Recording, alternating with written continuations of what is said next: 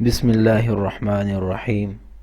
دوستو، آج کا ہمارا وظیفہ بہت ہی پاورفل اور بہت ہی اہم وظیفہ ہے، جو کہ کرنے سے انشاءاللہ جنت کے آٹھوں دروازے کھول دیے جائیں گے۔ وہ وظیفہ کون سا ہے؟ وہ ایک چھوٹی سی دعا ہے جس کو پڑھنے سے انشاءاللہ جنت کے آٹھوں دروازے کھول دیے جائیں گے، ہماری زندگی کا مقصد پورا ہو جائے گا۔ جس انسان کے لیے جنت کے آٹھوں دروازے کھول دیے جائیں گے وہ کتنا ہی خوش قسمت انسان ہوگا۔ دوستو، ہر ایک مسلمان کی خواہش ہے کہ میرے لیے آٹھوں دروازے جنت کے کھول دیے جائیں۔ تو دوستو، آج ہم آپ کو اس کے لیے ایک ایسا اور چھوٹا سا وظیفہ بتائیں گے جس کو پڑھنے سے انشاءاللہ آپ کے لیے جنت کے آٹھوں دروازے کھول دیے جائیں گے۔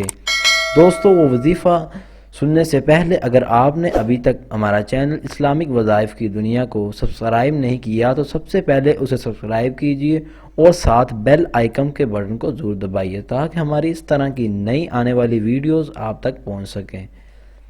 دوستو، وہ وظیفہ کون سا؟ وہ بالکل ہی آسان وظیفہ ہے۔ وہ جامع ترمذی کی ایک احادیث ہے جس کے اندر نبی کریم صلی اللہ علیہ وآلہ وسلم نے فرمایا، جو شخص اس دعا کو پڑھے گا اس کے لیے جنت کے آٹھوں دروازے کھول دیے جائیں گے۔ اور یہ دعا کس وقت پڑھنی ہے؟ جب ہم وضو کر لیں تو اس کے بعد شہادت کی انگلی اٹھا کر یہ دعا پڑھیں۔ وہ دعا کون سی ہے وہ بھی آپ سن لیں، وہ میں آپ کو پڑھ کر سنا دیتا ہوں۔ اشہد ان لا الہ الا اللہ وحدہ لا شریک لہ واشہد ان محمدا عبدہ ورسولہ اللہم اجعلنی من التوابین واجعلنی من المتطہرین۔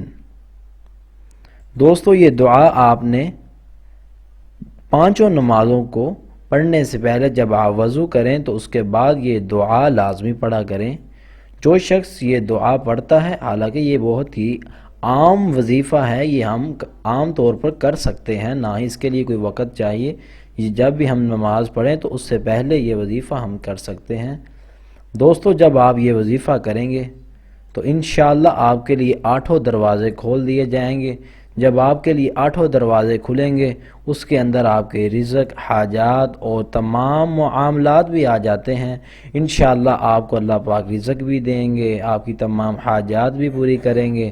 دوستو، یہ تھا ہمارا آج کا چھوٹا سا ایک وظیفہ، اس کو کرنے سے انشاءاللہ آپ کے لیے آٹھوں دروازے کھول دیے جائیں گے۔ دوستو، ہماری ویڈیو کو شیئر کرنا نہ بھولیے گا۔ تب تک کے لیے اپنا خیال رکھیے گا۔